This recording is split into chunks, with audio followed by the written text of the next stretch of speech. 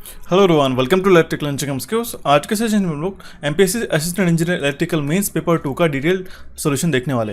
ये जो paper conduct किया गया था ये 24 नवंबर 2019 को हुआ था। उसका जो पेपर 2 का सॉल्यूशन है that means from question number 1 to 100 हम लोग आज के इस सेशन में डिटेल में डिस्कस करने वाले। काफ़ी अच्छा रिस्पॉन्स हमें मिला था पेपर 1 के लिए।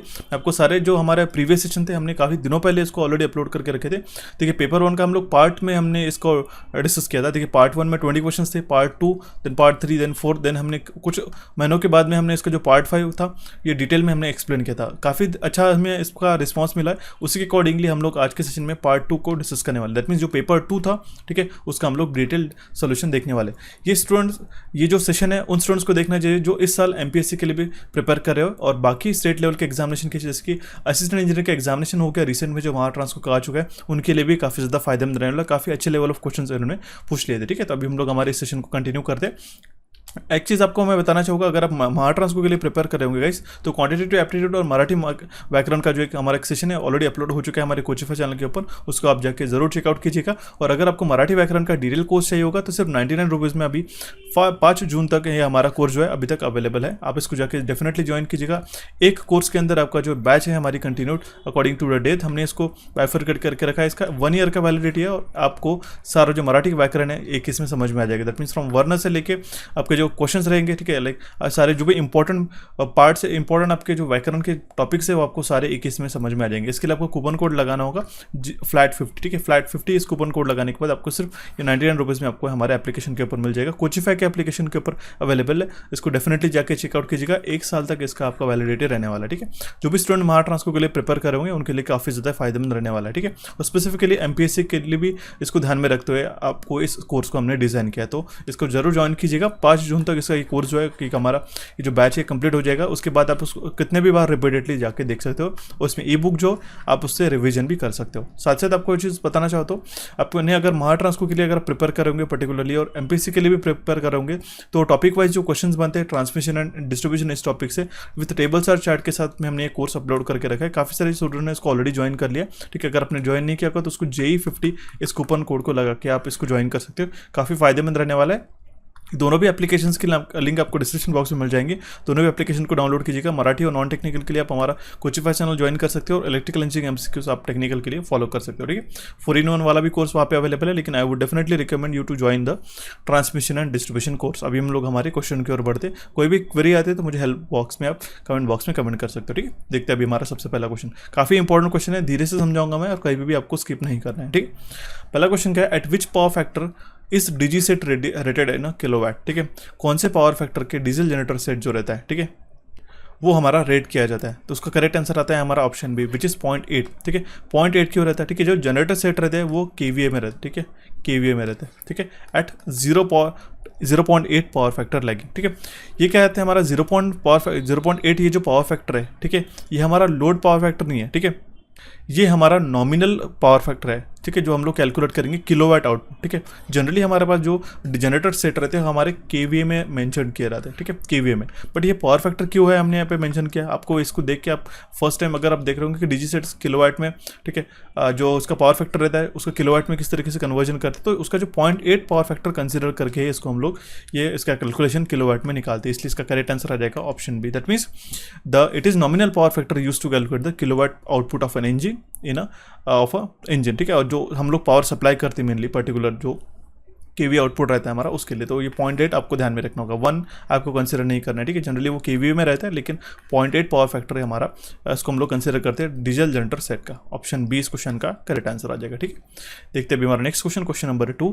In an alternator voltage drops occurs in. ठीक है, अल्टरनेटर के अंदर, ठीक है, अल्टरनेटर क्या प्रोड्यूस करता है हमारा इलेक्ट्रिसिटी हम लोग प्रोड्यूस करते हैं। ठीक है, अल्टरनेटर से हम लोग जनरेट कर सकते हैं इलेक्ट्रिसिटी को। ठीक है, ये क्या करता है, AC करंट हम लोग जनरेट करते हैं, AC पावर जो हम लोग जनरेट करते हैं, तो जो वोल्टेज ड्रॉप होता है वो कहाँ होता है, ये हमें क्वेश्चन में पूछा गया।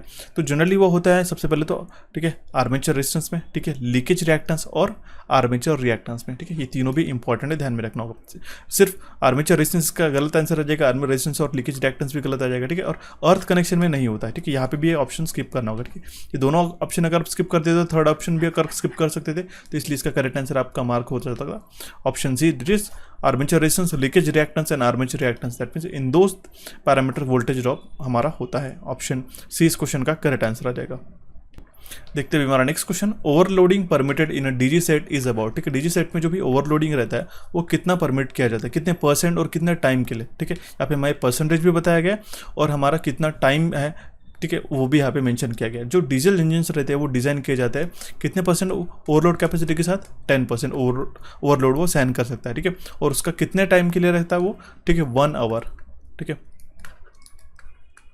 1 आवर। ओके, और ये कितना 1 आवर कब में कौन से टाइम में आना चाहिए, ऐसा नहीं कि आप कंटिन्यूसली उसको दिन रात चला और उसके बाद में 1 आवर का ये दे रहे हो, ऐसा नहीं। ये हर 12 घंटे के ऑपरेशन के लिए हमारे पास अप्लीकेबल है। दैट मीन्स ओवरलोडिंग परमिट की जाती है हमारे डीजल जनरेटर सेट में, वो रहता है 110% इन 1 आवर। ऑप्शन डी इस क्वेश्चन का करेक्ट आंसर आ जाएगा। ठीक है, देखते हुए हमारा नेक्स्ट क्वेश्चन, क्वेश्चन नंबर है 4। आई गेस ये क्वेश्चन नंबर 4 होना चाहिए। ठीक है, क्वेश्चन नंबर 3 आ गया।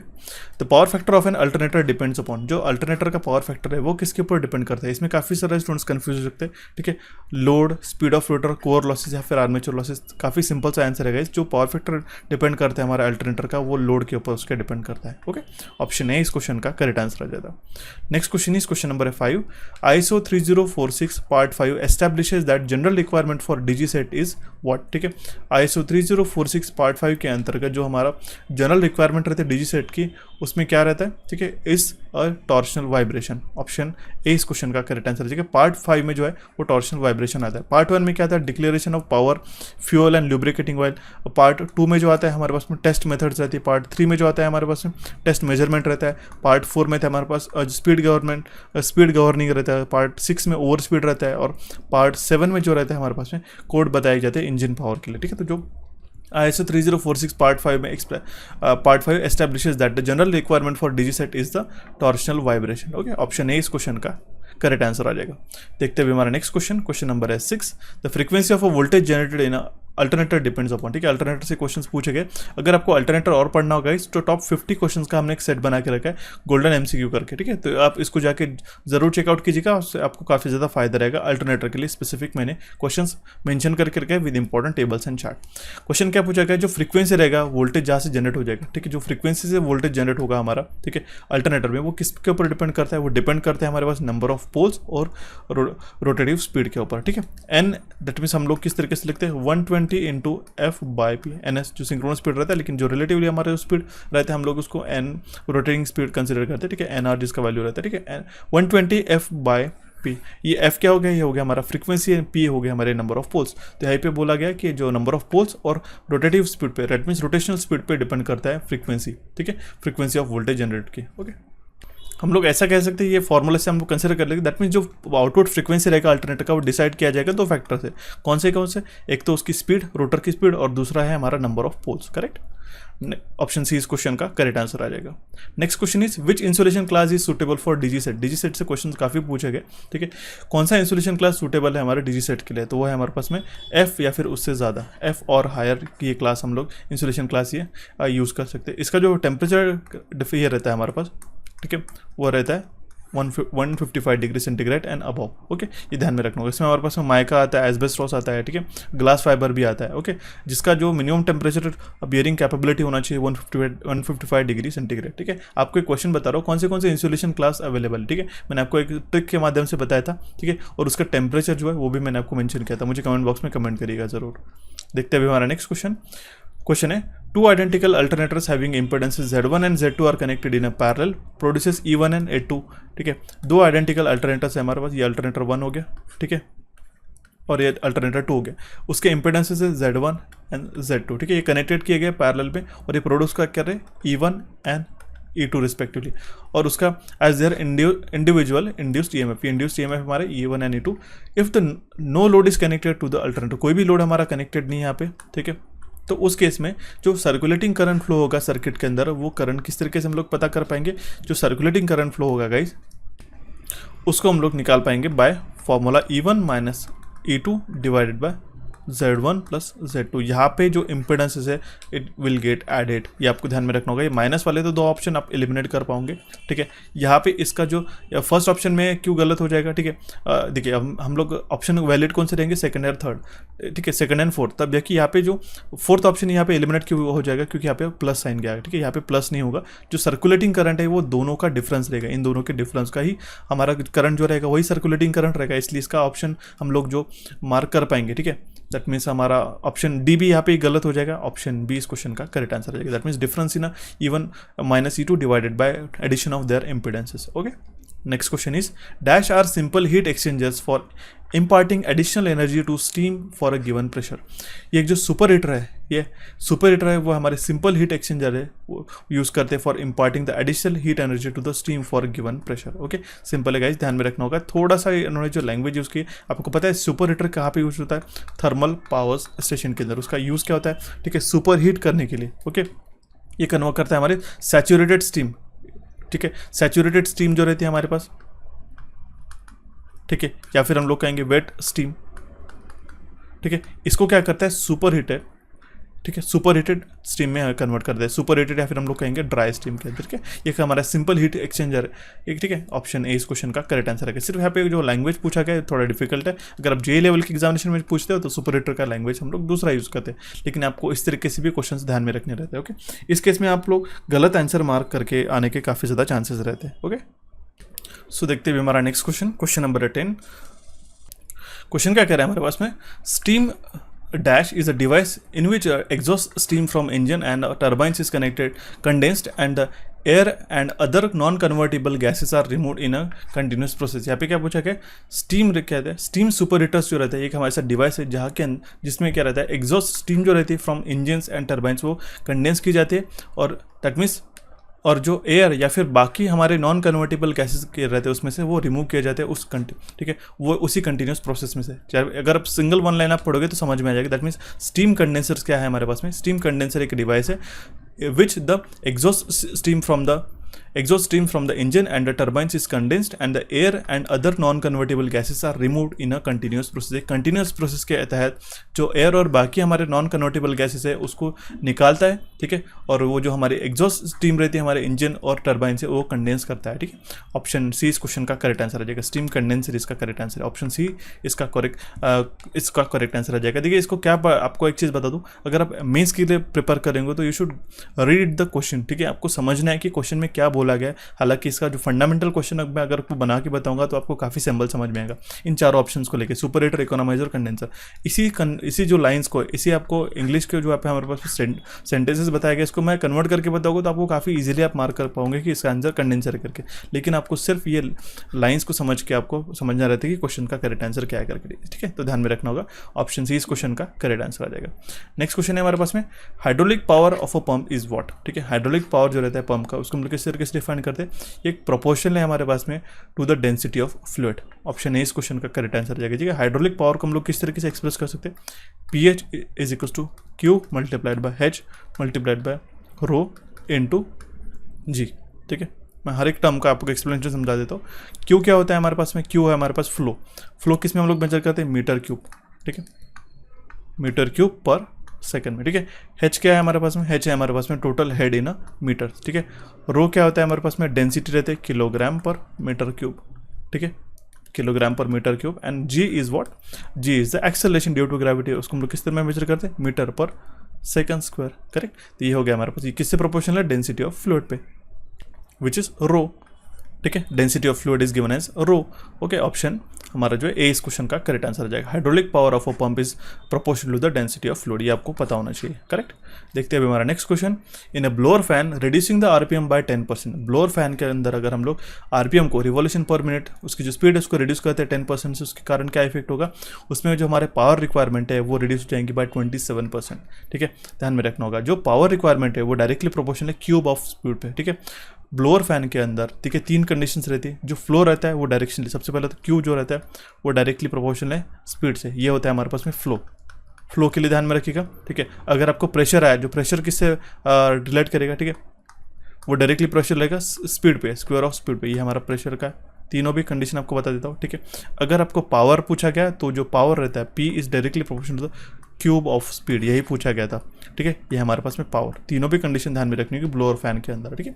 ब्लोअर फैन के अंदर जो रिड्यूस करते हैं अगर हमारे आरपीएम को बाय 10%, तो हमारा जो पावर रिक्वायरमेंट है वो रिड्यूस हो जाएगा, ठीक है, बाय 27%, ठीक है। अब देखिए पावर रिक्वायरमेंट है, दैट मीन्स 10% का अगर रिडक्शन आया, हमारा 10% का रिडक्शन आया, ठीक है, तो इसमें जो हमारे पास में जो ये रहेगा रिड्यूसिंग, अगर हम लोग हमारी स्पीड को रिड्यूस करते हैं, जो पावर रिक्वायरमेंट है सिग्निफिकेंटली क्यूब का होने के कारण हमारे पास में 27% रिडक्शन इसमें आता है, ठीक है। सिंपल है, आप उसको रिडक्शन के इसमें भी कर सकते हैं, लेकिन आपको प्रेशर के लिए भी ध्यान में रखना होगा, n² होता है और फ्लो के लिए वो होता है directly proportional to the speed, okay. तो ऑप्शन ए इस क्वेश्चन का करेक्ट आंसर आ जाएगा।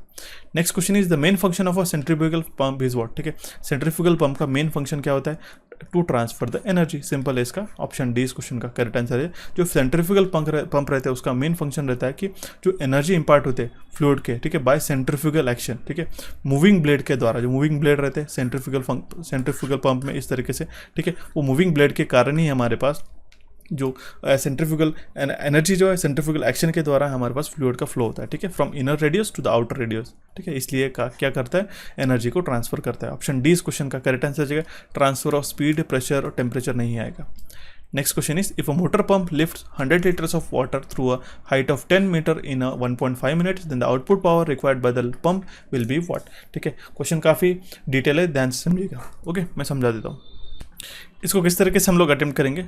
P will be equals to what, क्या हो जाएगा, P will be equals to del multiplied by G multiplied by Q multiplied by H divided by T, okay. सारे value substitute कर देते हैं, फिर हम लोग आंसर निकाल पाएंगे, ठीक है। ये कितना हो जाएगा, डेल हमारा 1 मल्टीप्लाइड बाय 9.81 मल्टीप्लाइड बाय हमारा G का वैल्यू है क्या, ठीक है। देन हमारे पास Q कितना है, Q है हमारे पास में 100 लीटर्स, ओके, 100 क्यों क्या है हमारे पास में जो पावर है हमारे पंप का जो लिफ्ट कर रहा है Q 100 लीटर, तो यहाँ पे बोला गया 1 लीटर इक्वल्स टू 1 किलोग्राम, और H कितना है हमारे पास में, हाइट कितना है 10 मीटर्स का, multiplied by 10 divided by time से हम लोग मल्टीप्लाई करेंगे। टाइम कितना है हमारे पास में 1.5 मिनट, यहाँ पे गलतियाँ हो जाती है, 1.5 मिनट मतलब कितना 60 seconds plus 30 second which is 90 seconds. Time को हम लोग सेकंड्स पे कंसिडर करेंगे। इसको सॉल्व करने के बाद हमारे पास जो वैल्यू आते हैं 109 वाट आते हैं। 109 वाट कहाँ पे आता है हमारे पास में, ऑप्शन ए में, ठीक है, किलो वाट में है, इसलिए अगर हम लोग 10⁻³ से अगर हम लोग मल्टीप्लाई करते हैं तो हमारा जो वैल्यू बनेगा तो वो बनेगा हमारा 0.109 वाट, ओके। ऑप्शन ए इस क्वेश्चन का करेक्ट आंसर आ जाएगा, ठीक है। आई होप आपको क्वेश्चन समझ में आएगा। देखते हैं हमारा next question, centrifugal pump with a backward curved blades are used in a centrifugal pump with a backward curved blade are used in a forced draft fan. Forced draft fan के अंदर ये centrifugal pump जो रहता है with backward curved blade जो है हम लोग यूज़ किया जाता है, ठीक है। ध्यान में रखना होगा, डिफरेंट टाइप के ब्लेड्स रहते हैं, रेडियल वेन्स हो गया, बैकवर्ड रहता है, forward veins, okay. Backward veins that means मैं आपको एक बार ड्रॉ करके बताता, if this is a circle, ठीक है, ये हो गया हमारे पास बैकवर्ड, ओके ओके। और फॉरवर्ड वेन्स अगर आपको इस तरीके से आया तो ये कुछ इस तरीके से रहते हैं, ठीक है। ये कर्व्स ध्यान में रखिएगा, ओके, ठीक है। आप ये इस तरीके से, और यहाँ पे हमारे पास में इस तरीके से, ये हो गया हमारे पास में फॉरवर्ड और ये हो गया हमारे पास में बैकवर्ड। रेडियल में मतलब किस तरीके से रहते हैं, जस्ट लाइक दिस, ये होता है हमारा रेडियल। सेंट्रीफ्यूगल पंप में जो हमारा बैकवर्ड कर्व ब्लेड्स है यूज किए जाते हैं फोर्स्ड ड्राफ्ट फैन में, ओके। ऑप्शन ए इस क्वेश्चन का करेक्ट आंसर आ जाएगा। Next question is which of the following motor is used in a ceiling fan. Ceiling fan में हम लोग कौन सी मोटर यूज करते हैं, हम लोग इंडक्शन मोटर यूज करते हैं, ठीक है। ऑप्शन डी इस क्वेश्चन का करेक्ट आंसर आ जाएगा।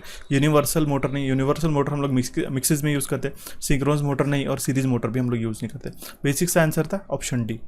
Next question is the difference in a total head of a pump is called है। जो डिफरेंस रहता है total head of a pump उसको हम लोग कहते हैं monometric load, it is known as a monometric load, monometric head, ठीक है। The difference in a total head of a pump is called as a manometric head. Option D इस question का correct answer है, manometric not मोनोमेट्रिक, ठीक है। Manometric head ये रहता है हमारा difference in a total head of a pump, okay. Next question is which of the following motor will give the relatively high starting torque. इनमें से जो 4 मोटर्स बताई गई इसमें सबसे हाई स्टार्टिंग टॉर्क कौन सा है, वो है, देखिए यहाँ पे हमारे पास में शेडेड पोल मोटर तो नहीं रहेगा और स्प्लिट फेज सिंक्रोनस मोटर भी नहीं रहेगा। तो अब यहाँ पे आपका आता है कैपेसिटर स्टार्ट और कैपेसिटर। मैंने आपको हमारे रेगुलर सेशन में भी बताया था कि जो हमारा कैपेसिटर स्टार्ट मोटर रहता है उसका जो स्टार्टिंग टॉर्क रहता है काफ़ी ज़्यादा रहता है, ठीक है। That means capacitor start motor develop करता है, वो कैपेसिटर स्टार्ट मोटर जो है हमारा डेवलप करता है हायर स्टार्टिंग टॉर्क, ठीक है। अबाउट कितना रहता है 3 से लेके, यहाँ पे इसको एक बार चेक कर लेना, 3 से लेके 4.5 के बीच में रहता है, that 3 to 4.5 times of the full load torque, ठीक है, ये आपको ध्यान में रखना होगा। देखिए जो स्टार्टिंग टॉर्क की अगर आप बात करें, ठीक है, अगर हम इंक्रीजिंग ऑर्डर में डिक्रीजिंग ऑर्डर में लेके, सबसे पहला हमारा रहेगा कैपेसिटर स्टार्ट मोटर, ये फर्स्ट प्रेफरेंस देंगे। इसके बाद में कौन सी आती है, उसमें आ जाते हैं रन मोटर, ठीक है, कैपेसिटर रन मोटर सिमिलरली रहेगा, ठीक है, ध्यान में रखिएगा। नेक्स्ट रहेगा, अगर हम लोग उसके बाद में टॉर्क डिस्कस करेंगे तो वो रहेगा हमारा स्प्लिट, ठीक है, स्प्लिट फेज रहेगा, ठीक है। उसके बाद हमारा रहेगा शेडेड पोल, ठीक है, इसका सबसे ज़्यादा टॉर्क, देन लोअर में आता है फिर कैपेसिटर रन मोटर का, देन स्प्लिट का, और सबसे लोएस्ट रहेगा हमारा शेडेड पोल मोटर का। ये आपको सीक्वेंस ध्यान में रखना होगा। छोटी छोटी चीज़ टिप्स एंड ट्रिक्स बता रहा हूँ, हर एक एग्जामिनेशन में काम में आते हैं। Next question is the multi stage compression as compare to the single stage compression, ठीक है। मल्टी स्टेज कॉम्प्रेशन में जब हम लोग उसको कंपेयर करते हैं सिंगल स्टेज कॉम्प्रेशन में कौन से फैक्टर्स प्रोड्यूस रहते हैं हमारे पास, कौन से फैक्टर वैलिड रहते हैं, वो इंप्रूव करते हैं हमारा volumetric efficiency for the given pressure ratio, ये स्टेटमेंट करेक्ट हो जाएगा। ये रिड्यूस करता है वर्क डन पर किलोग्राम ऑफ एयर, ये भी करेक्ट आंसर है, और रिड्यूस करता है हमारी cost of compressor, that means option D इस क्वेश्चन का करेक्ट आंसर हो जाएगा। ऑल ऑफ दिस इसका ऑल ऑफ द अबव इसका करेक्ट आंसर आ जाएगा guys, okay. Next question is pump efficiency is defined as the ratio of, pump efficiency को हम लोग किस तरीके से डिफाइन करते हैं, ये रेशियो रहता है हमारा water horse power to the pump horse power, water horse power to the pump horse power is a pump efficiency, okay. Option C इस क्वेश्चन का करेक्ट आंसर आ जाएगा गाइस, ठीक है। देखते हैं हमारा next question, as the condenser temperature increases, जिस तरीके से हमारा कंडेंसर का टेम्परेचर इंक्रीज हो जाता है, जो कंप्रेसर पावर कंजम्पशन रहता है वो भी हमारा इंक्रीज हो जाता है, ठीक है, ये आपको ध्यान में रखना होगा। ऑप्शन 20 क्वेश्चन का करेक्ट आंसर रहेगा। इसको अगर समझाने बैठे तो थोड़ा सा हमें अराउंड 30 मिनट्स को इसमें समझाने के लिए लगेंगे, क्योंकि इससे रिलेटेड बाकी की सारी भी चीज़ें। फिलहाल इस क्वेश्चन का करेक्ट आंसर आपको ध्यान में रखना होगा, ऑप्शन बी है, okay. Next question is in a refrigeration system the energy efficiency ratio is, refrigeration system के अंदर जो एनर्जी एफिशिएंसी रेशियो है वो है हमारे पास what refrigeration effect upon what input. जो वैट रेफ्रिजरेशन इफेक्ट मिलता है, अगर हम लोग उसको डिवाइड करते हैं बाय वैट इनपुट, तो वो होता है हमारे पास रेफ्रिजरेशन सिस्टम है, ठीक है। एनर्जी एफिशिएंसी रेशियो के अंदर ही हमारे पास बनता है, ठीक है। ER का जो रेशियो बनता है, ER का रेशियो बनता है, जो हमारा किलोवाट रेफ्रिजरेशन आउटपुट मिलता है हमें, डिवाइड अगर हम लोग करते हैं हमारे वाट इनपुट से, तो हमारा ये रेफ्रिजरेशन सिस्टम में एनर्जी एफिशिएंसी रेशियो बनता है। ऑप्शन ए इस क्वेश्चन का करेक्ट आंसर हो जाएगा, ठीक है, ध्यान में रखना होगा। Next question is dash is used as a refrigerant in a vapour absorption system, vapour absorption refrigeration रहता है, ठीक है। वेपर एक तो कंप्रेशन रहता है, ठीक है, और वेपर एब्सॉर्प्शन रहता है, और तीसरा रहता है हमारे पास में एयर रेफ्रिजरेशन। ये था हमारा एयर रेफ्रिजरेशन है, एयर कंडीशनिंग में रहता है बेसिकली, ठीक है। ये हमने मैकेनिकल का जो हमारा सब्जेक्ट था उसमें हमने डिटेल में इसको पढ़ा था, ओके। मैंने आपको बताया भी था कि जो वेपर एब्सॉर्प्शन रहता है और वेपर कंप्रेशन रहता है, इसमें क्या डिफरेंस रहता है। और जनरली वेपर एब्सॉर्प्शन जो रेफ्रिजरेशन रहता है हमारे पास, उसके अंदर हम लोग एक्वा अमोनिया ये यूज़ करते हैं, ठीक है, आपको ध्यान में रखना होगा। और जिससे अगर हमारे पास में लाइक वेपर कंप्रेशन रहता है, ठीक है, वेपर कंप्रेशन में जो रहता है जनरली हम लोग R134A जो रेफ्रिजरेंट हम लोग यूज़ करते हैं वो थोड़ा डिफरेंट रहता है, लेकिन आपको ध्यान में रखना होगा वेपर एब्सॉर्प्शन में एक्वा अमोनिया यूज़ किया जाता है। ऑप्शन ए इस क्वेश्चन का करेक्ट आंसर आ जाएगा, ठीक है। अब देखिए वेपर एब्सॉर्प्शन जो बड़े बड़े प्लांट्स रहते हैं गाइस, ठीक है, वहाँ पे ये यूज़ किया जाता है, ठीक है। आपके जो घर में रेफ्रिजरेटर रहता है उसके अंदर वेपर कंप्रेशन VCR साइकिल रहता है। VCR साइकिल मैंने आपको पढ़ाई थी कि VCR साइकिल किस तरीके से वर्क करती है, ठीक है। आपका जो रेफ्रिजरेटर रहता है घर के अंदर का, ठीक है, वो यहाँ पे जो चिलिंग सेक्शन रहता है, ठीक है, उसके अंदर कूलिंग इफेक्ट नहीं लाता है। ये क्या करता है, हीट एक्सट्रैक्ट करता है। बेसिकली इसका वर्किंग ये रहता है कि जो अंदर की हीट है उसको बाहर करने का काम करता है, और जिससे हीट हमारी ड्रॉप होती है उसके कारण हमारा कूलिंग इफेक्ट होता है। ऐसा नहीं रहता कि इसमें कूलिंग ऐड कर रहा है, ठीक है, ये हीट का निकालने का काम करता है आपके रेफ्रिजरेटर। ये थोड़ा टेक्निकल है बात है, आपको मैं बता रहा हूँ, ठीक है। आपको इस तरीके से समझना होगा कि हम लोग उसमें कूलिंग ऐड नहीं करते गाइस, हम लोग इसके अंदर का टेम्परेचर हीट जो है वो निकाल लेते हैं, और उसी कारण the consequences of extracting the heat, उसी के कारण हमारा कूलिंग इफेक्ट प्रोड्यूस होता है, ओके। ऑप्शन ए इस क्वेश्चन का करेक्ट आंसर आ जाएगा। Next question is what is the effect of super heating vapour before compression, ठीक है। बिफोर कंप्रेशन अगर हम लोग सुपर हीट करते हैं वेपर को, तो उसके कारण क्या इफेक्ट होगा, उसके कारण जो हमारा रेफ्रिजरेटिंग इफेक्ट है per unit mass of refrigeration वो हमारा इंक्रीज हो जाता है। ऑप्शन ए इस क्वेश्चन का करेक्ट आंसर आ जाएगा, ठीक है। देखते हैं हमारा next question, power output of a fan is based upon, जो पावर आउटपुट है हमारे फैन का वो किसके ऊपर डिपेंडेंट है, फैन वॉल्यूम और फैन का टोटल प्रेशर। ऑप्शन ए इस क्वेश्चन का करेक्ट आंसर है, ठीक है। Next question is in a compound compressor refrigeration, mechanical से थोड़ा सा रिलेटेड क्वेश्चन का गाइस, ध्यान में रखना होगा।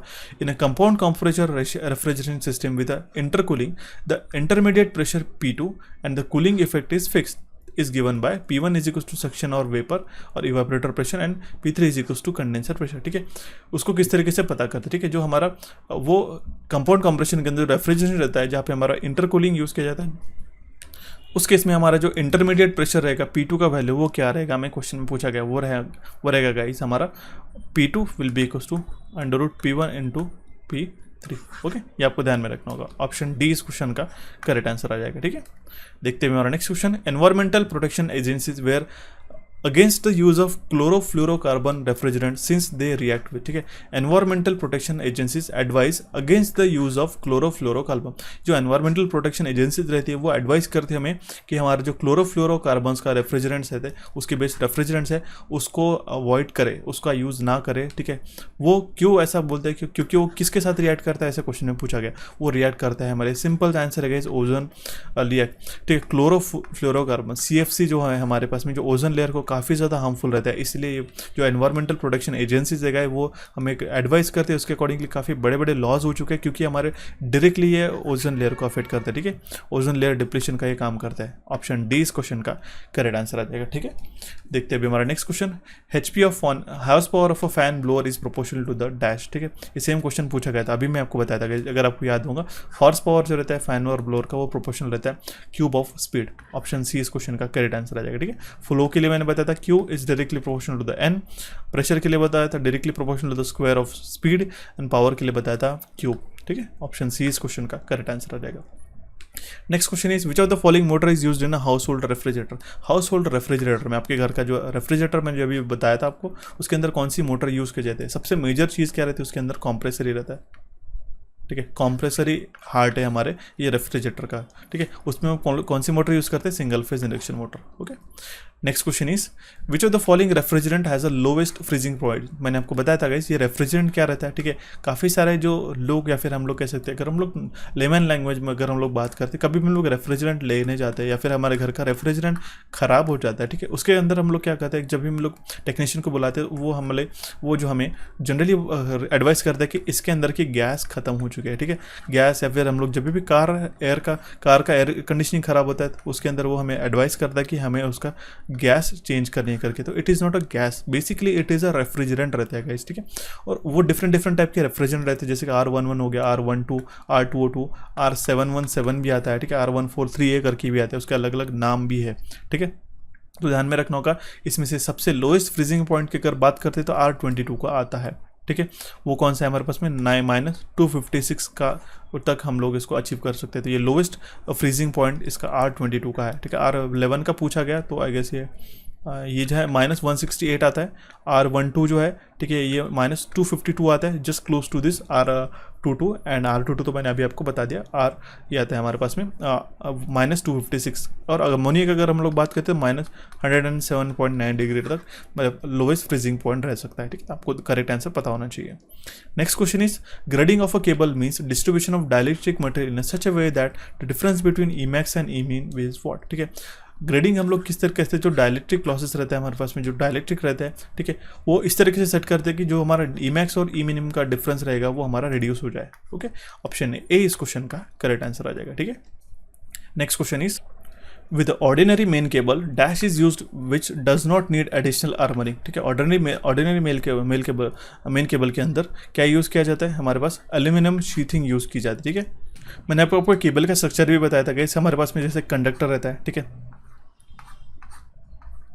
ये कंडक्टर रहता है, इसके बाद में पेपर इंसुलेशन रहता है यहाँ पे लगा हुआ है इसका। ठीक है, देन हमारे पास में लीड शीट रहती है। ठीक है, उसके बाद में बेडिंग लगे रहते हैं। ठीक है, इसके बाद में आर्मरिंग लगे रहते हैं। ठीक है, आर्मरिंग लगे रहते हैं। ठीक है, इसके बाद में हमारे पास में सर्विंग रहती है। मैंने आपको ऐसा insulation, I totally apologise for the background noises. अगर आपको कोई भी पीछे बैकग्राउंड नॉइसेस सुनाई दे रही तो उसके लिए मैं क्षमा चाहता हूँ। ठीक है, देखिए इस मेन केबल में अंदर जो हमारा केबल का सेक्शन है उसके अंदर मैंने आपको ये पढ़ाया था ये सारी चीज़ें कि केबल का शीथिंग क्या होता है। ठीक है, लीड शीथ क्या रहती है, हमारी बेडिंग क्या रहती है। ठीक है, और हमारे आर्मरिंग किसके लिए यूज़ किया जाता है, सर्विंग का क्या काम होता है। ठीक है, इसमें जो क्वेश्चन पूछा गया था गाइस MSc JEE के एग्जामिनेशन में बता दो क्वेश्चन का फ्रेमिंग किस तरीके से किया था। हम लोग इसको एक बार देख लेते कि हाँ ये तो कंडक्टर है, ये शीथ हो गया, ये हमारे आर्मरिंग हो गई, बेडिंग हो गई। कन्फ्यूजन वहाँ पे हुआ था कि जब उन्होंने क्वेश्चन ऐसा पूछ लिया कि बेडिंग जो है वो कौन से दो लेयर्स के बीच में रहते हैं, और ऑप्शन ऐसे घुमा फिरा के पूछे सर्विंग एंड शीथ, ठीक है, लाइक आर्मरिंग एंड शीट, ठीक है, पेपर इंसुलेशन एंड सर्विंग, इस तरीके से ऑप्शन रहता है। इसीलिए आपको मैं बताता हूँ हर एक चीज़ आपको डिटेल में पता होनी जरूरी है, ठीक है। क्वेश्चन का पैटर्न थोड़ा चेंज हो जाएगा अकॉर्डिंग टू 2022। तो ऑर्डिनरी मेन केबल के अंदर जो एल्यूमिनियम शीथिंग है यूज़ की जाती है, जहाँ पे हमारे एडिशनल आर्मरिंग की रिक्वायरमेंट नहीं रहती, ठीक है, ध्यान में रखना। आर्मरिंग क्या करता है, बेसिकली इसको प्रोटेक्ट करता है हमारे वायर को from external damages. Okay, option A इस क्वेश्चन का करेक्ट आंसर आ जाएगा। एक चीज़ आपको रिक्वेस्ट करना चाहूँगा, अगर आप इस चैनल के ऊपर नए हो, ठीक है, ओके, एंड इस चैनल को फर्स्ट टाइम देख रहे हो या फिर अगर रेगुलरली आप वॉच कर रहे होगे, ठीक है, और आपने अभी तक सब्सक्राइब नहीं किया हो तो please do consider subscribing to our channel electrical engineering MCQs if you feel if we are adding any values to your study, ठीक आहे। जर तुम्हाला वाटत असेल तर या इलेक्ट्रिकल इंजिनिअरिंग एमसीक्यूजनी तुम्हाला तुमच्या जे नॉलेजमध्ये भर पडत आहे आणि तुम्हाला तुमच्या प्रिपरेशनसाठी मदत होत असेल तर तुम्ही नक्कीच इलेक्ट्रिकल इंजिनिअरिंग एमसीक्यूज आणि आमच्या कोचिफाय चॅनलला सबस्क्राईब करा आणि नोटिफिकेशन बेलला पण क्लिक करा, कारण की 43% स्टुडंट जे आहेत आम्हाला जे जॉईन केलेले आहेत त्यांनी आतापर्यंत पण सबस्क्राईब नाही केलेलं आहे, ठीक आहे। म्हणून एक रिकमेंड करतो, तुमच्या सबस्क्रिप्शननी की आम्हाला एक मोटिवेशन मिळते अशा प्रकारचे नवीन नवीन सेशन्स तयार करण्याचे। So kindly please do subscribe to our channel, okay, and stay tune for more such interesting videos. Okay, देखते हैं अभी हमारा next question. What is the temperature value of average resistance of a human body. Human body का जो average resistance रहता है, ठीक है, कितना रहता है 1 किलो ओम्स का। ऑप्शन ए इस क्वेश्चन का करेक्ट आंसर आ जाएगा, ठीक है। नेक्स्ट क्वेश्चन है उसका जो एक्चुअली जो ह्यूमन बॉडी का रेजिस्टेंस है वो कम ज़्यादा भी होता रहता है, डिपेंड करता है स्किन टू स्किन। ओके, उसके काफ़ी अलग फैक्टर्स भी वो हम लोग काफ़ी कवर एक हद अलग सेशन में डिस्कस करेंगे, ठीक। ग्राउंडिंग प्रोवाइड्स, नेक्स्ट क्वेश्चन है grounding it provides stability of voltage conditions and prevents excessive voltage peaks during the disturbances। Option C इस क्वेश्चन का करेक्ट आंसर है कि ग्राउंडिंग की दोनों भी एडवांटेजेस है, वो स्टेबिलिटी प्रोवाइड कराते हैं वोल्टेज कंडीशन में, और जो एक्सेसिव पीक्स रहते हैं हमारे डिस्टर्बेंसेस जब भी आते हैं हमारे पास में, उसमें हमें मदद करता है, ठीक है। वो वोल्टेज ड्रॉप को, दैट मीन्स वो एक्सेसिव वोल्टेज पीक जो रहता है, ठीक है, उसको प्रिवेंट करता है। उसके अलग एडवांटेजेस ऐसा कि जो ये प्रोवाइड करता है हमारा path for a surge arrester, ठीक है। अब ध्यान में रखना कि डिस्चार्ज पाथ ये हमें प्रोवाइड कराता है, ठीक है, for surge arrester. Option C इस क्वेश्चन का करेक्ट आंसर आ जाएगा।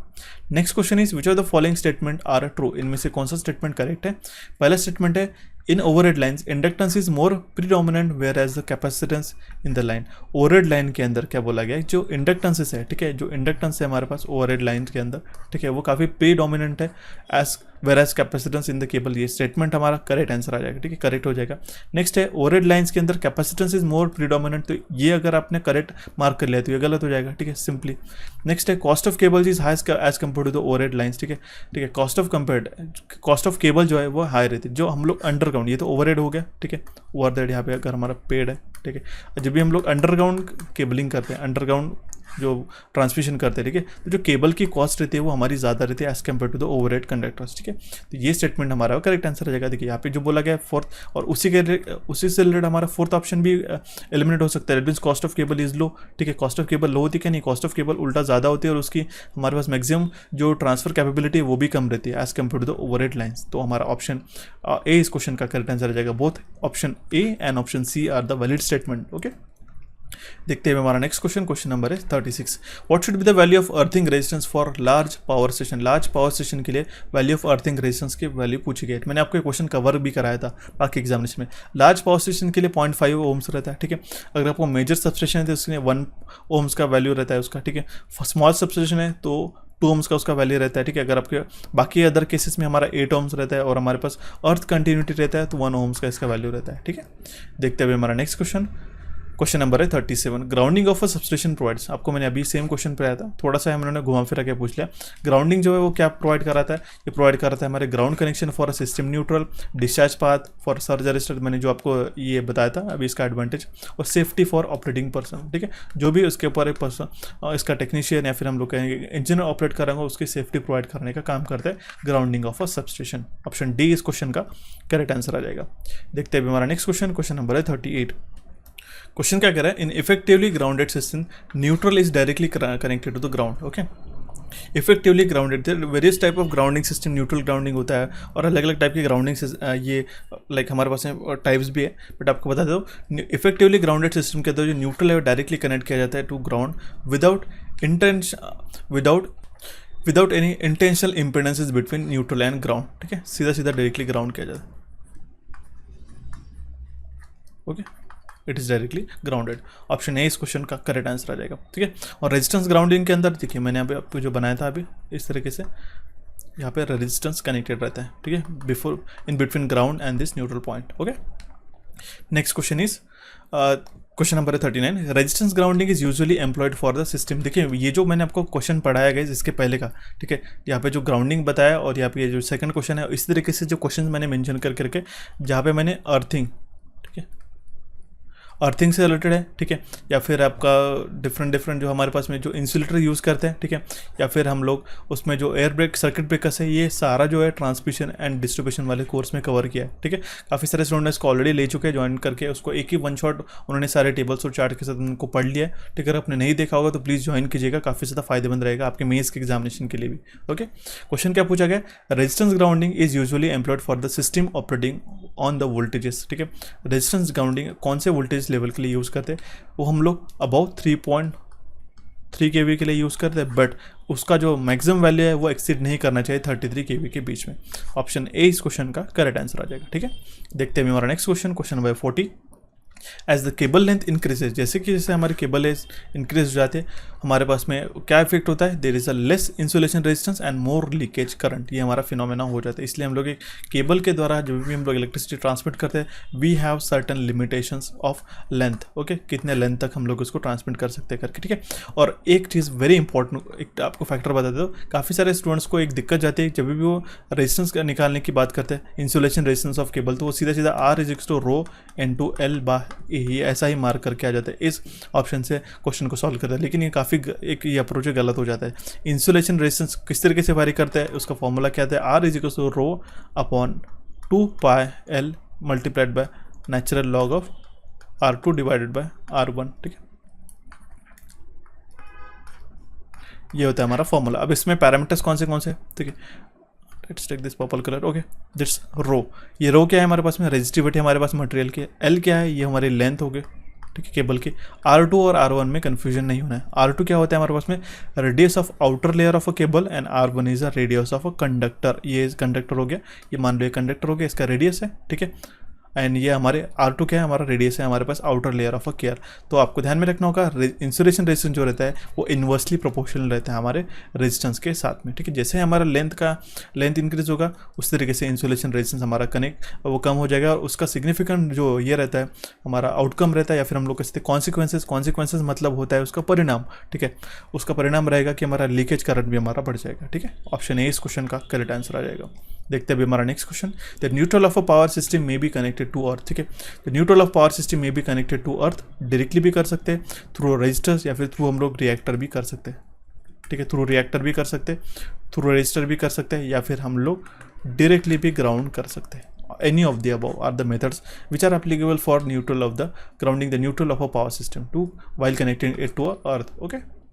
Next question is which of the following substation scheme is more reliable and flexible, इसमें से कौन सी सबस्टेशन स्कीम रिलायबल भी और फ्लेक्सिबल भी है, तो वो है 1.5 breaker. 1.5 breaker is one of the reliable scheme and use generally, ठीक है। तो ध्यान में रखना होगा, ऑप्शन सी इस क्वेश्चन का करेक्ट आंसर आ जाएगा। सिंगल बस सिस्टम भी आती है, ठीक है, डबल बस विद डबल ब्रेकर भी आता है, okay. Next question is resistance earthing is done for the voltage between, resistance earthing ये किसके लिए की जाती है, ठीक है। मैंने आपको अभी एक क्वेश्चन आपका गया था, आई गेस हमने ऑलरेडी डिस्कस कर चुके हैं। रेजिस्टेंस अर्थिंग जो है वो यूज़ की जाती है voltages between 3.3 kV and 22 kV, okay. Option A इस क्वेश्चन का करना चाहिए। एक टॉपिक से 2 क्वेश्चन उन्होंने डेफिनेटली पूछे हैं, ठीक है। पेपर 1 भी अगर आपने नहीं देखा होगा तो उसको भी जाके चेकआउट कीजिएगा, 100 क्वेश्चन काफ़ी इंपॉर्टेंट उसमें मैंने आपको पढ़ाया। Next question is question number 44, minimum size of a cable for lightning circuit is, ठीक है। लाइटनिंग सर्किट के लिए मिनिमम साइज कितना रहना चाहिए केबल का, स्क्वायर mm में पूछा गया, तो 1.5 स्क्वायर mm रहना चाहिए। ऑप्शन ए इस क्वेश्चन का करेक्ट आंसर आ जाएगा, ठीक है। ये 1.5 किसके लिए आता है, जनरली एल्यूमिनियम कहता है। अगर आपको कॉपर की बात की है तो 1 स्क्वायर mm, ठीक है, ये आपको ध्यान में रखना होगा। एल्यूमिनियम के लिए 1.5 एंड कॉपर के लिए there will be 1 square mm of minimum size of a cable, okay. Next question is a bus coupler circuit breaker is utilize in a substation for, bus coupler circuit breaker जो है substation में किसके लिए utilise किया जाता है, वो joining के लिए मेन एंड ट्रांसफर बस। ध्यान में रखिएगा, joining a main and transfer बस, ठीक है। ये दोनों भी टर्म्स आप ध्यान में रखिएगा, ठीक है। बस coupler is used for joining main and transfer बस इन अ सबस्टेशन, ठीक है। ऑप्शन बी इस क्वेश्चन का करेक्ट आंसर रहेगा। ये न्यूट्रल जनरेटर वायर अभी आप पढ़ो भी मत, सिर्फ ध्यान में रखिएगा बस कपलर सर्किट ब्रेकर जो है यूटिलाइज किया जाता है जो ज्वाइन मेन एंड ट्रांसफर, और बाकी ऑप्शन आप पढ़ लोगे तो आपको मैं एक काफ़ी कवर में देखिए आपने देखा होगा हमारे जो जनरल प्रैक्टिस रहते हैं कि कुछ क्वेश्चंस के जो ऑप्शंस मैं इसलिए जानबूझ के नहीं पढ़ता हूँ कि स्टूडेंट्स तो अभी तो आप पढ़ लोगे, अभी के लिए तो आपको ध्यान में रहेगा, लेकिन जब भी आप एग्जामिनेशन में सॉल्व करते हो, ठीक है, तो आपको ये ऑप्शन देखने को मिलते हैं न्यूट्रल जनरेटर, ठीक है, लाइन एंड स्टेशन बस बार, ठीक है, ट्रांसमिशन लाइन। तो होता क्या है कि हम लोग उसमें कंफ्यूज हो जाते हैं, इसलिए हमें ये चीज़ पता है कि कौन से पॉइंट पे आपको बताना है और कौन से पॉइंट पे आपको नहीं बताया, इसलिए आपको मैं मेंशन कर देता हूँ। I do not read each and every option for when ever necessary, ठीक है। जहाँ हमें लगता है कि ऑप्शन को नहीं पढ़ना चाहिए इसलिए मैं आपको पढ़ता हूँ, ठीक है। या फिर अगर आपको लगता है कि बाकी ऑप्शन भी आपको समझा दो which are relevant to your question, तो वो हम लोग भी डिस्कस कर लेते, ठीक है। तो आपको इतना ही ध्यान में रखना होगा फिलहाल, bus coupler circuit breaker is utilised in a substation for joining the main and transfer bus, आप इतना ही ध्यान में रखोगे। अगर आपको ये क्वेश्चन काफी कबार एग्जामिनेशन में अगर आप बनता है तो आप इसको डेफिनेटली करेक्ट आंसर मार्क करके रखोगे, ठीक है। देखते हुए हमारा next question, Petersen coil is used for, Petersen coil जो है यूज की जाती है for grounding of a system neutral, option C इस क्वेश्चन का करेक्ट आंसर आ जाएगा, ठीक है। देखते हुए हमारा next question, bus bars are made up of aluminium mainly because of, मैंने आपको ये क्वेश्चन काफी बार बढ़ाया गया, ठीक है। बस बार जो है वो यूज की जाती है, ठीक है। Bus bar are nothing but the conductor, जहाँ से हम लोग पावर को ट्रांसमिट करते हैं। एल्यूमिनियम की होने का सबसे मेजर क्या है कारण है कि उसकी कॉस्ट काफ़ी कम है गाइस, काफ़ी लोएस्ट और काफ़ी चीपेस्ट है एल्यूमिनियम एज कम्पेयर टू और कॉपर, ठीक है। कॉपर के हालांकि कंडक्टिविटी ज़्यादा है, लेकिन अगर हम लोग कॉस्ट इफेक्टिवनेस की बात करें तो काफ़ी चीपर आता है, इसलिए हमारा लो कॉस्ट होने के कारण एल्यूमिनियम का इस्तेमाल करते हैं। नेक्स्ट क्वेश्चन है हमारा question number 50, which among these is a configuration of an isolator, ये आइसोलेटर की कॉन्फ़िगरेशन भी बताया। आप डेफिनेटली चेकआउट कीजिएगा वो जो हमारा ट्रांसमिशन एंड डिस्ट्रीब्यूशन वाला कोर्स है, उसमें आपको आइसोलेटर के टाइप सारे एक्सप्लेन किए कि वर्टिकल ब्रेक टाइप क्या होता है, हॉरिजॉन्टल, ठीक है। तो कौन से टाइप ऑफ कॉन्फ़िगरेशन है, ठीक है, ध्यान में रखना होगा। Vertical break type, horizontal break with a two post insulator, horizontal break, center post, rotating a double break and pantograph type. Option C इस क्वेश्चन का करेक्ट आंसर आ जाएगा, that means all of the, and if you want a previous year question, that means अगर एक 2018 का भी एक question paper है हमारे पास में, दोनों भी पेपर 1 और पेपर 2, वो भी अगर आपको चाहिए होगा सॉल्यूशन तो मुझे बता दीजिएगा, ठीक है। देखते हैं हमारा नेक्स्ट क्वेश्चन नंबर है 49, moisture content in a soil dash the earth soil resistance, moisture content जो रहता है सॉइल में वो डिक्रीज करता है हमारा अर्थ सॉइल रेजिस्टेंस, ठीक है, ध्यान में रखना होगा। ऑप्शन बी इस क्वेश्चन का करेक्ट आंसर आ जाएगा। नेक्स्ट क्वेश्चन इज, देखिए आपने देखा होगा ड्राई सॉइल्स का वो जो अर्थ रेजिस्टेंस है ज़्यादा रहता है as compare to the moisture, as compare to the wet soil. Next question is, dash are merely convenient means of connecting switches and other equipment into various arrangement at substation, ठीक है। Bus बार जो है, ठीक है, bus bars are the means of connecting switches and other equipment into various arrangement at the substation. Simple है guys, ठीक है। Circuit breaker है मान लो, या फिर कोई भी अगर आप सर्किट ब्रेकर है, आइसोलेटर है, उसको हम लोग कनेक्ट कर रहे हैं, उसको हम लोग किस तरीके से कनेक्ट करते हैं, ये जो लाइन्स हम लोग बनाते हैं ये क्या रहती है, हमारे बस बार्स रहते हैं। ये क्या करता है, डिफरेंट कंपोनेंट्स को कनेक्ट करता है। यही आपको क्वेश्चन में पूछा गया था। हमें काफ़ी बार क्वेश्चन को इस तरीके से फ्रेमअप किया जाता है, देखने को काफ़ी डिफिकल्ट लगता है, लेकिन उसका हम लोग एक मीनिंग पता करें तो वो काफ़ी सिंपल रहता है। तो ध्यान में रखना होगा, bus bars are merely convenient means of connecting switches and other equipment into various arrangement at substation. जरूरी नहीं है आप 100 क्वेश्चन में से 100 मार्क करके आओ, ये गलत स्ट्रेटेजी है गाइस, ठीक है। आप अगर 80 क्वेश्चन एक्यूरेटली मार्क करके आते हो, आपको ये पता होना चाहिए कि कौन से क्वेश्चन कौन से अटेम्प्ट करना ये तो सबको पता होता है, लेकिन क्वेश्चन कौन से स्किप करना ये सिर्फ जिनका सिलेक्शन होता है, ठीक है, उन्हीं को पता रहता है। इसलिए आपको इन सब में आना है, ठीक है, कि आपको कौन से क्वेश्चन को स्किप करना है, ये अगर आपको पता चल जाए तो आपका डेफिनेटली सिलेक्शन होने से कोई नहीं रोक सकता। 100% आपका सिलेक्शन होता ही है उस केस में, ठीक है। तो पेपर को एनालाइज करना ही उतना इंपॉर्टेंट होता है, ठीक है। देखते हुए हमारा नेक्स्ट क्वेश्चन नंबर 51। अभी तक 50 आधा पेपर हमारा सॉल्व हो चुका है। The initiation of electric car at the instant of contact separation is caused by, same question मैंने आपको पढ़ाया, सेम फंडामेंटल आपको पढ़ा है हमारे ट्रांसमिशन के कोर्स में। जो इनिशिएशन होता है हमारे पास इलेक्ट्रिक कार का at the instant of contact separation, वो किसके द्वारा होता है, it is bye thermionic emission of electron and field emission of electron. That means both the thermionic emission and field emission of जो रहता है इलेक्ट्रॉन की तरह, उसी के कारण होता है इंस्टेंट ऑफ जो इलेक्ट्रिक आर्क का इनिशिएट होता है, जो इलेक्ट्रिक आर्क हमारे इनिशिएट होता है between the contact, it is by the thermionic emission and the field emission. Option C इस क्वेश्चन का करेक्ट आंसर आ जाएगा। Next question is, the standard operating duty of a circuit breaker is 2 unit operation with a dash between the operation. Standard operating duty क्या रहती है circuit breaker की, यह it is a 2 unit operation with a 15 seconds between the operation, दोनों operations के बीच पे जो timing रहेगा वो 15 सेकंड्स का रहेगा। ऑप्शन सी इस क्वेश्चन, ऑप्शन बी इस क्वेश्चन का करेक्ट आंसर रहेगा। ठीक है, सीक्वेंस कैसा रहता है हमारा, TO-T-CO, ठीक है, CO-T-CO, ठीक है। ओ क्या इंडिकेट करता है हमारा ओपनिंग ऑपरेशन, ठीक है। टी क्या करता है, ये हमारा टाइम डिले है, ठीक है। CO क्या हमारा रिप्रेजेंट करता है क्लोजिंग ऑपरेशन, ठीक है। T' क्या है, ये हमारा टाइम है, ठीक है। It is a time between two operation which is necessary to restore the initial condition, ठीक है। और टी जो रहता है सर्किट ब्रेकर के लिए हमारे पास में रहता है 0.3 for circuit breaker intended for first auto reclosing duty, ठीक है। आपको ध्यान में रखना होगा, वो डिपेंड करता है मैन्युफैक्चरर के ऊपर भी, तो ध्यान में रखना होगा। ऑप्शन बी इस क्वेश्चन का करेक्ट आंसर आ जाएगा। The next question is question number 53. Maximum value of restriking voltage in a circuit breaker in terms of a system voltage will always be. जो मैक्सिमम वैल्यू रहेगी restriking voltage की circuit breaker के अंदर इन terms of, अगर हम लोग system voltage की बात करते हैं तो वो ट्वाइस रहते हैं, 2 times of the normal peak, ठीक है। 2 times of the normal peak, ध्यान में रखना होगा। ये आपको ऑप्शन सी यहाँ पे गलत आंसर आ जाएगा, ठीक है गाइस। ऑप्शन ए इस क्वेश्चन का करेक्ट आंसर है, ठीक है। नेक्स्ट अब यह देखिए, रिस्ट्राइकिंग वोल्टेज काफ़ी सारे स्टूडेंट्स को नहीं पता होगा। रिस्ट्राइकिंग वोल्टेज क्या रहता है, ये ऐसा हमारा ट्रांजिएंट वोल्टेज जो अपीयर होता है हमारे पास कॉन्टैक्ट के ऊपर, सर्किट ब्रेकर के कॉन्टैक्ट के ऊपर, ठीक है, एट करंट 0 पीरियड, ठीक है, वो आर्किंग कंडीशन में, तो उसको हम लोग कहते हैं restriking voltage. Next question is, if a nominal system voltage is 415 volts, the rated voltage of a circuit breaker will be what? अगर हमारा nominal system voltage है 415 वोल्ट, रेटेड वोल्टेज जो रहेगा सर्किट ब्रेकर का वो कितना रहेगा, 440 वोल्ट। ऑप्शन सी इस क्वेश्चन का करेक्ट आंसर है, ठीक है। इस ऑप्शन में हमारे पास में जो रहेगा वो यहाँ पे हम लोग ऑप्शन सी सिलेक्ट कर पाएंगे। 400 तो नहीं करेंगे, 415 तो नहीं करेंगे, एनी वैल्यू अबव 415 ये तो हम लोग मार्क नहीं कर सकते, ठीक है, ध्यान में रखना होगा। Next question is quantity by which circuit breakers are rated. काफ़ी सारे क्वेश्चन उस T&D वाले कोर्स में से मैंने आपको, अभी मुझे रियलाइज़ हो रहा है, हमने उसको इसके पहले हमने हालांकि बना के रखा था इस सेशन को, बट आपको अभी रिलीज़ कर रहा हूँ।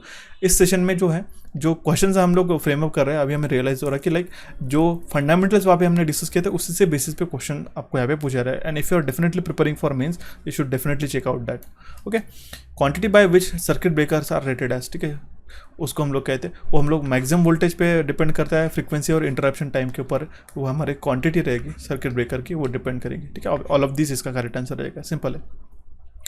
The arc extension in a circuit breaker is influenced by, जो आर्क एक्सटेंशन रहता है वो किसके द्वारा इन्फ्लुएंस हो सकता है, magnitude of arc current, RRV and rate of rise of dielectric strength of a medium only. Option D इस क्वेश्चन का करेक्ट आंसर है। तीनों के ऊपर इन्फ्लुएंस हो जाता है।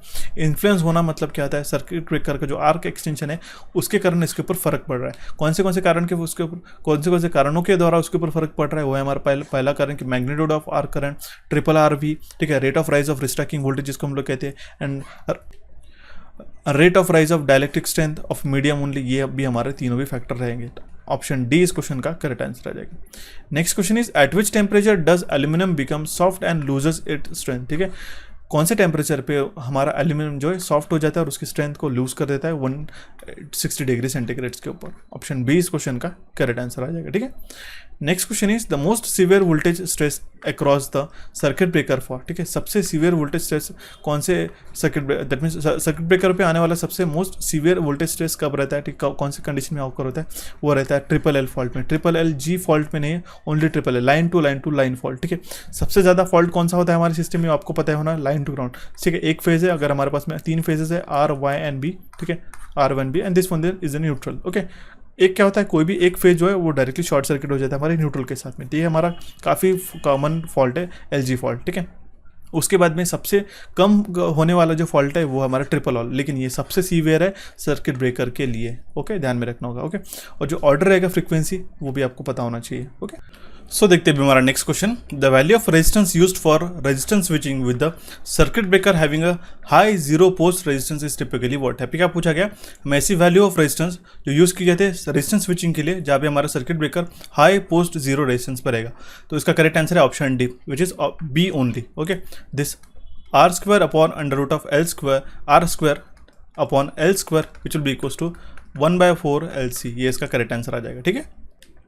ऑप्शन डी इस क्वेश्चन का करेक्ट आंसर आ जाएगा गाइस। देखते हैं हमारा next question, after auto transformer starter starting current gets limited to, after this auto transformer starter starting current कितना लिमिटेड हो जाता है, 2.5 टाइम्स ऑफ द 2.5 से लेके 4 टाइम्स जो रहता है फुल लोड करंट पे वो हमारा लिमिट हो जाता है। ऑप्शन सी इस क्वेश्चन का करेक्ट आंसर आ जाएगा, ठीक है। देखिए, और एक चीज़ आपको एक मेंशन कर देता हूँ, काफ़ी कबार हमें ये हमें एक डीओएल स्टार्टर के बारे में पूछा था। डीओएल स्टार्टर जो रहता है हमारा, वो अराउंड रहता है 2 to 7 टाइम्स जो रहता है रेटेड करंट से ज़्यादा करंट लेता है, ठीक है, काफ़ी ह्यूज करंट लेता है। ऑप्शन सी इस क्वेश्चन का करेक्ट आंसर आ जाएगा, ठीक है।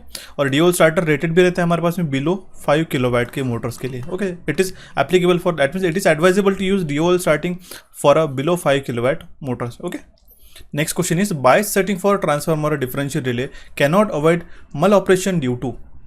That means the bias setting of a transformer differential relay cannot avoid maloperation due to, ठीक है। वो जो maloperation है वो अवॉइड नहीं कर सकता ड्यू टू, ऐसा रीजन बोला गया, ठीक है। ऑप्शन को ध्यान से समझिएगा, वो रहेगा हमारा, इसका करेक्ट आंसर है option D, option B, which is only D only. That means over voltage on a source side of transformer. The bias setting of a transformer differential relay cannot avoid maloperations due to voltage on a source side of transformer. इसके द्वारा जो हमारे पास maloperations होगा वो हम लोग avoid नहीं कर सकते, ठीक है। bias setting of a transformer differential relay. Next question is more relay is normally use for the protection of. काफ़ी सिंपल सा इसका मैंने आपको टेक्निक बताया था, एक्स जेड एंड मो, ठीक है। X that means reactance, Z होता है इम्पेडेंस, और वो मो रिले जो है, ठीक है, वो हमारे लॉन्ग ट्रांसमिशन लाइन के लिए हम लोग यूज़ करते हैं। एक्स हम लोग शॉर्ट, मीडियम और लॉन्ग, ये आपको सीक्वेंस ध्यान में रखना होगा। ऑप्शन ए इस क्वेश्चन का करेक्ट आंसर आ जाएगा। अगर आपको इंपेडेंस पूछा गया तो आप मीडियम मार्क करके आएंगे। अगर आपको एक्स दैट मीन्स रिएक्टेंस पूछा गया तो हमारा शॉर्ट ट्रांसमिशन लाइन के लिए यूज़ किया जाता है। काफ़ी सिंपल सा क्वेश्चन पूछा था। देखते हुए हमारा नेक्स्ट क्वेश्चन नंबर है 63। Magnetising inrush current transformer is in rich with, ठीक है। Magnetising inrush current in a transformer is rich in which harmonics, second harmonics में, ठीक है। ऑप्शन सी इस क्वेश्चन का करना चलेगा। ये आपके जे लेवल के एग्जामिनेशन में काफ़ी कबार आते हैं। हमारे जो सेकंड हार्मोनिक्स है काफ़ी प्रीडोमिनेंट रहते हैं हमारे पास में, ठीक है। इनिशियल मैग्नेटाइजिंग करंट, जिसको हम लोग कहते हैं मैग्नेटाइजिंग इनरश करंट, ठीक है। यहाँ पे क्वेश्चन में भी वही पूछा गया था, magnetizing inrush current in a transformer is rich in second harmonics. Option C will be the correct answer in this case.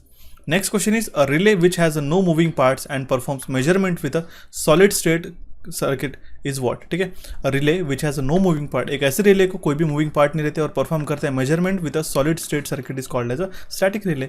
Option B इस क्वेश्चन का करेक्ट आंसर आ जाएगा। डिफरेंशियल, इंडक्शन और थर्मल इसका भी इनकरेक्ट आंसर आ जाएगा, ठीक है। Next question is for the impedance relying scheme calculate the impedance using the dash, ठीक है। इम्पिडेंस रिलेइंग स्कीम के लिए जो इम्पिडेंस कैलकुलेट किया जाता है वो किसके द्वारा किया जाता है, by using fundamental as well as transient component of a fault current, ठीक है। Fundamental as well as transient component जो रहते हैं हमारे फॉल्ट करंट के, उसके द्वारा यह इम्पिडेंस किया जाता है, ठीक है, इम्पिडेंस रिलिंग स्कीम्स में। Next question is the recommended level of RCCB residual current circuit breaker is dash in a resistance, ठीक है। रेजिस्टेंस में हमारा रेसिडुअल करंट सर्किट ब्रेकर का जो रिकमेंडेड लेवल रहता है काफ़ी इंपॉर्टेंट, प्रैक्टिकल आपके घर के लिए भी काम में आता है, ठीक है। इसमें इंडस्ट्रियल का भी कितना रहता है, देखिए इंडस्ट्रियल का रहता है 100 मिली एम्पियर और रेसिडेंशियल पूछा गया तो 30 मिली एम्पियर रहता है। दोनों भी आप ध्यान में रखना होगा। 100 मिली एम्पियर हो गया हमारा इंडस्ट्रियल के लिए, और जो हमारा नॉर्मल है, ठीक है, लाइक रेसिडेंशियल के लिए रहता है हमारा 30 मिली एम्पियर। ऑप्शन ए इस क्वेश्चन का करेक्ट आंसर आ जाएगा। Next question is the threshold characteristics of a plane impedance relay in a complex Z plane is what, ठीक है। The threshold characteristics of a plane impedance relay in a complex Z plane is what? It is a circle with a center at origin. Simple characteristics से पूछी गई थी आपको, ठीक है। Option A इस क्वेश्चन का करेक्ट आंसर आ जाएगा गाइस, ठीक है। Next question is MCCB stands for dash circuit breaker. काफ़ी सिंपल है, मॉल्डेड केट सर्किट ब्रेकर हम लोग उसको कहते हैं। ऑप्शन डी इस क्वेश्चन का करेक्ट आंसर आ जाएगा, ठीक है। मॉड्यूलेटेड यहाँ पे गलत आंसर आ जाएगा, ठीक है। मिक्स्ड मेंस केस का यहाँ पे रॉन्ग रहेगा, मॉड्यूलेटेड भी नहीं, मॉल्डेड केस है। ऑप्शन डी इस क्वेश्चन का करेक्ट आंसर है। हम लोग एग्जाम के रश में इस तरीके से गलतियाँ करके आ सकते हैं। Next question is in a 3-step distance protection the range of 3 zones of a relay at a beginning of a first line is typically extend into, first वो करता है 80% ऑफ फर्स्ट लाइन, देन है 50% of second line, third रहता है हमारा 20% of the third line. ये ध्यान में रखिएगा, 80, 50 और 20 का है। ये आपको एक आप अगर मन में रख लेते हो 80, 50 और 20 इस तरीके से अगर आप ध्यान में रख लेते हो इस तरीके से क्वेश्चन बनता है तो आप मार्क कर सकते हो इजीली, ठीक है। सो देखते हुए हमारा नेक्स्ट क्वेश्चन नंबर है 70। Relay are best suited for protection of radial feeders, ठीक है। डैश रिलेज जो है कौन से relay, definite time current relays हम लोग यूज करते हैं for the protection of radial feeders guys. Option B इस क्वेश्चन का करेक्ट आंसर आ जाएगा। Next question is question number 71। The inductance of a coil depends upon which of the following factor. जो inductance है coil का वो depend करता है कौन से फैक्टर्स के ऊपर, type of winding, number of turns and conductor material. That means all of these इसका करेक्ट आंसर आ जाएगा। इंडक्टेंस जो रहता है हमारे पास में L इज इक्वल्स टू कैसे लिखते हैं मैं आपको समझा भी देता हूँ। एन देखिए L is equals to mu N square A divided by L। ठीक है। म्यू क्या हो गया हमारा, ये हो गया हमारा मैग्नेटिक परमेबिलिटी, एन हो गया हमारा इसका number of turns not a speed, A हो गया हमारा एरिया, ओके, और एल हो गया हमारा लेंथ। तो डिपेंड करता है इन तीनों भी फैक्टर्स के ऊपर। Next question is power quality problems originate from. देखिए पावर क्वालिटी के प्रॉब्लम्स काफ़ी बड़ा एक कंसर्न का इशू रहता है, क्योंकि आपके हॉस्पिटल्स में वगैरह जो है आपको जीरो हार्मोनिक्स फ्री आपको पावर रिक्वायरमेंट रहता है। अगर आपके पास एक साइनोसाइडल करंट है, एक साइनोसाइडल हमारे पास में पावर आ रहा है, तो उसका जो अगर आप ऑब्जर्व करोगे तो साइनोसाइड ही नहीं रहता है, कुछ इस तरीके से काफ़ी कबार हमें देखने को मिलता है, ठीक है, परफेक्टली। तो इसलिए पावर क्वालिटी होना, परफेक्ट साइनोसाइडल होना उतना ही इंपॉर्टेंट है, ठीक है।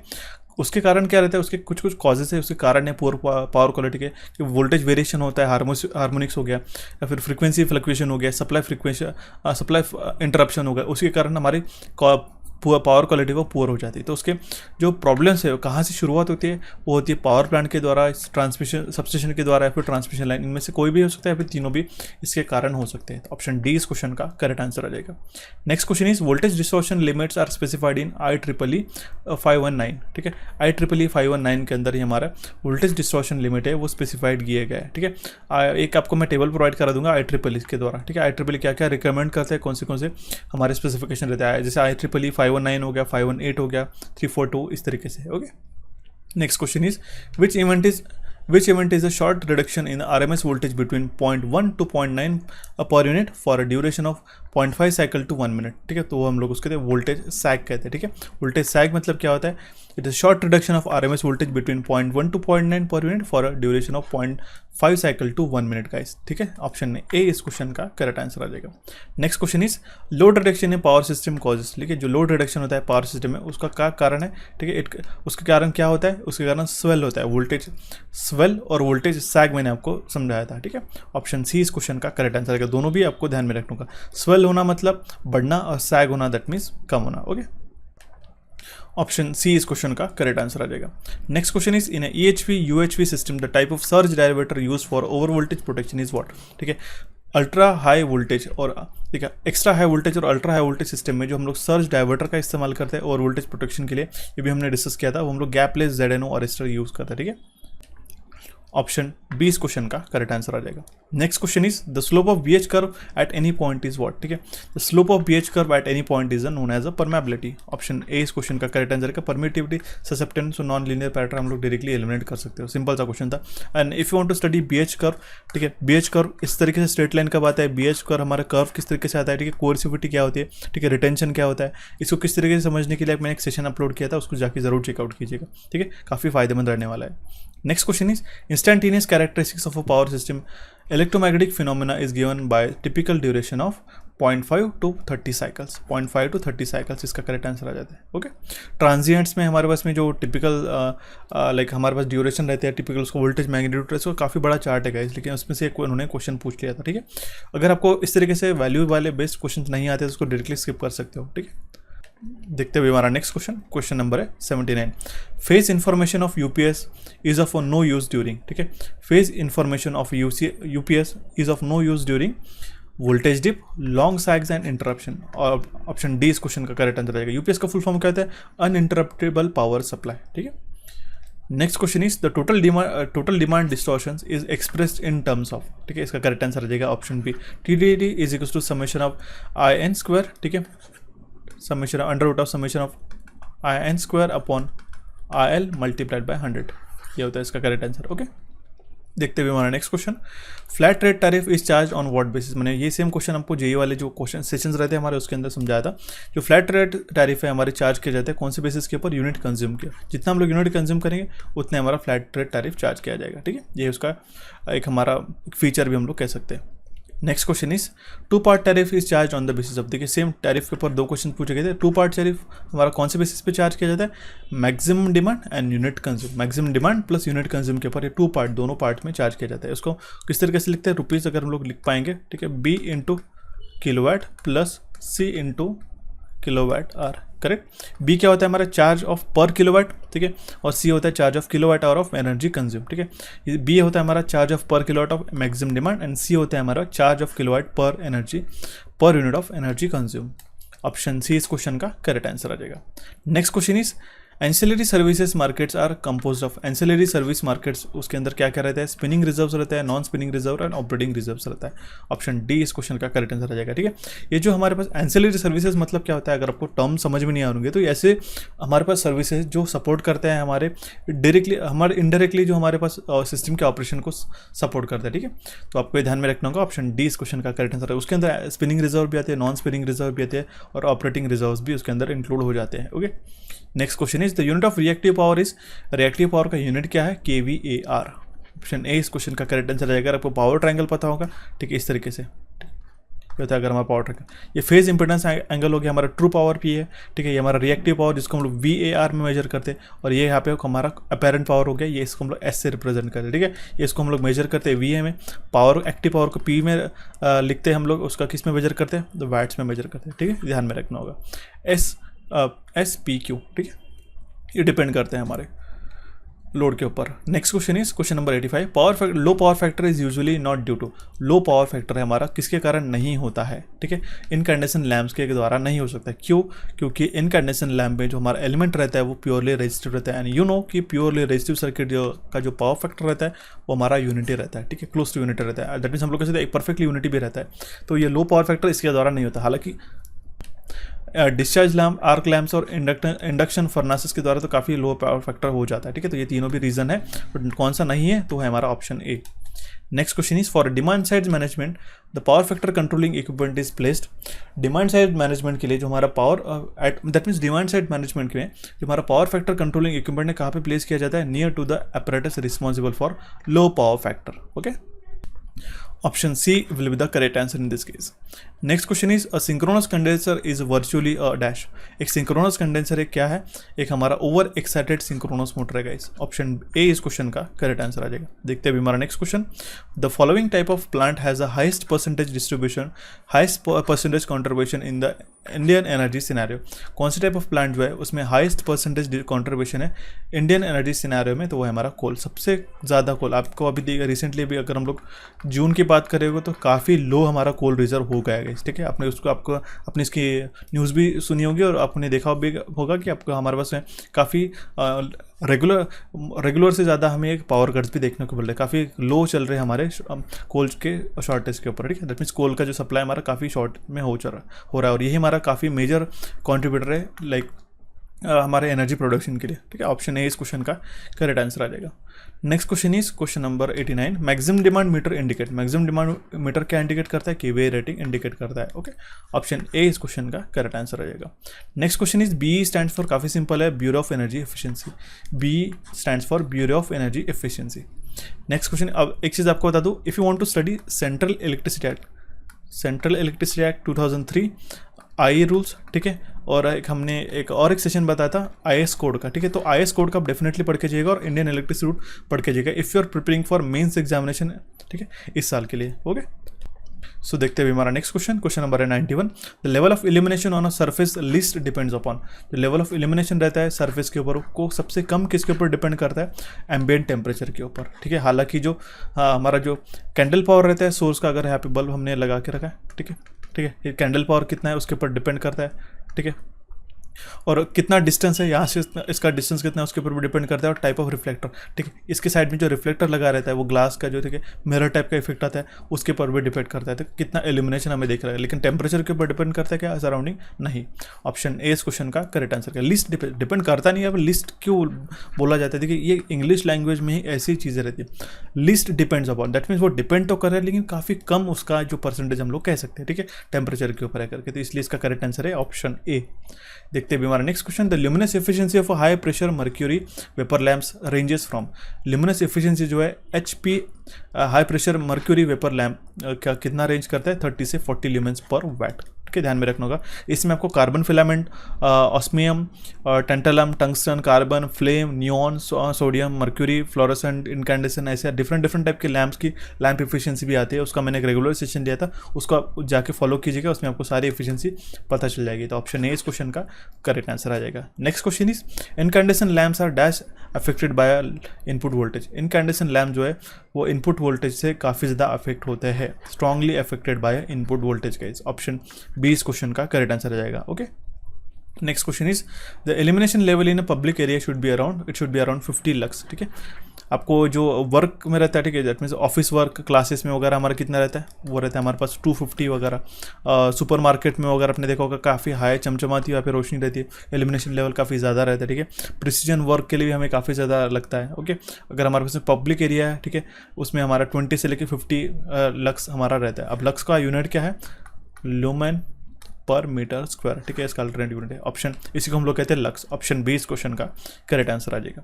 Next question is the luminous flux is measured in, luminous flux को हम लोग किस में मेजर करते हैं, ल्यूमिनस में, सिंपल है, ऑप्शन डी इस क्वेश्चन का करेक्ट आंसर आ जाएगा, ओके। ल्यूमिनस इंटेंसिटी, ल्यूमिनेंस, ठीक है, लाइट और ल्यूमिनस फ्लक्स किस में मेजर करते हैं आपको पता होना जरूरी है, जिससे कि आपको पता काफ़ी कबार एग्जामिनेशन में बनता है कि कैंडेला किसका यूनिट है, ठीक, कैंडेला ल्यूमिनस इंटेंसिटी का यूनिट है। ऑप्शन डी इस क्वेश्चन का करेक्ट आंसर आ जाएगा, luminous flux is measured in lumens, okay. Next question is the elimination level on surface, 1 by 1 उन्होंने वन शॉट इन्होंने क्वेश्चंस जो है पिक किया है, ऐसा हमें लग रहा है, ठीक है। एलिमिनेट हालांकि डिपेंड करता है कि आपका सेट कौन सा है, ए बी सी डी इनमें से, ठीक है, बट जिस तरीके से हमारे पास सेट है उसके अकॉर्डिंगली सेम ही यहाँ पे हमने क्वेश्चंस को देख रहे हैं, ओके। एलिमिनेशन लेवल जो है सरफेस के ऊपर वो कब से सबसे कम किसके द्वारा अफेक्ट करता है, सेम क्वेश्चन पूछा गया, ठीक है, आई गेस या भी डिपेंड करता है एम्बिएंट टेम्परेचर। ऑप्शन बी इस क्वेश्चन का करेक्ट आंसर है, आगे किसी क्वेश्चन रिपीट हो गए। Next question is when the light strike on the polish surface, ठीक है, जब भी पॉलिश सरफेस के ऊपर लाइट स्ट्राइक करती है वो क्या करती है, वो हमारा स्प्रेड, वो स्पेक्युलर रहता है, रिफ्लेक्ट, उसका जो रिफ्लेक्शन रहता है वो स्पेक्युलर रहता है। ऑप्शन बी इस क्वेश्चन का करना है, स्प्रेड ये गलत आंसर आ जाएगा, ठीक है, the reflection is specular, okay. Next question is 1 foot candle is equal to what, it is equal to 1 lumen per square feet, 1 lumen per square feet, इसका करेक्ट आंसर आ जाएगा, option A. Next question is incandescent lamps operate normally at a power factor, अभी मैंने आपको बताया था unity power factor के ऊपर वर्क करते हैं, ठीक है, प्योरली रेजिस्टेंस होने के कारण। Next and the last question of our session is visible spectrum of light wave has a wavelength in range of, ठीक है, 4000 से लेके 7000 एंगस्ट्रॉम, उसको हम लोग कहते हैं, ओके। ये ए जो यहाँ पे मेंशन किया गया है इट इज़ एंगस्ट्रॉम, ओके। 4000 से 7000 एंगस्ट्रॉम के बीच में हमारा विजिबल स्पेक्ट्रम रहता है लाइट का, okay. It has a wavelength of 4000 to 7000 angstrom. Option B इस क्वेश्चन का करेक्ट आंसर आ जाएगा गाइस। तो ये थे हमारे अराउंड 100 क्वेश्चन, अभी पेपर 1 के 100 क्वेश्चन, ठीक है, 100 प्लस दिस 100 क्वेश्चन, हमने ऐसे 200 क्वेश्चन 2019 के जो पेपर में पूछे गए थे वो हमने डिस्कस कर लिया, ठीक है। आपको ये दोनों भी सेशंस कैसे लगे हमें इसके पहले के, अगर अपने सेशन नहीं देखे हुए तो कुछ जाके चेकआउट कीजिएगा। आपको हमारा पढ़ाना किस तरीके से समझ में आ रहा नहीं आ रहा है, आपको कोई क्वेरीज होंगे तो मुझे कमेंट बॉक्स के माध्यम से कमेंट करेगा। हमारे एप्लीकेशन को जो डाउनलोड करेगा, ठीक है, मराठी के कोर्स, हमारे ट्रांसलेशन कोर्सेज वहाँ पे अवेलेबल है। कोई भी दिक्कत आती है तो मुझे आप लाइक हमारे टेलीग्राम पे आप कमेंट करके आप मुझे पूछ सकते हो। इंस्टाग्राम से भी हम लोग जुड़ से आपके साथ कनेक्ट कर सकते हैं। कोई भी इशू आता है तो हम लोग टेलीफोनिक कॉन्टैक्ट भी आपके साथ कर लेते हैं, ठीक है। तो आपको और भी कोई रिक्वायरमेंट होगी तो मुझे कमेंट बॉक्स के माध्यम से डेफिनेटली कमेंट करेगा, ठीक है। इस सेशन को आपके दोस्तों के साथ शेयर कीजिएगा। हमारे चैनल कोचिफाई और इलेक्ट्रिकल इंजीनियरिंग एमसीक्यूज को यहाँ पे आप क्लिक करके सब्सक्राइब कर सकते हो। टेलीग्राम चैनल की लिंक आपको डिस्क्रिप्शन बॉक्स में मिल जाएंगी, वहाँ पे ज्वाइन कीजिएगा। एप्लीकेशन को भी ज्वाइन कीजिएगा सो दैट आप कोई भी अपडेट मिस ना करें। रिसेंट सेशंस को देखने के लिए यहाँ पे क्लिक कर सकते हो, और अगर आपको मराठी का डेमो देखना होगा तो यहाँ पे भी आप क्लिक करके जाके देख सकते हो। So thank you for watching this session guys, have a nice day.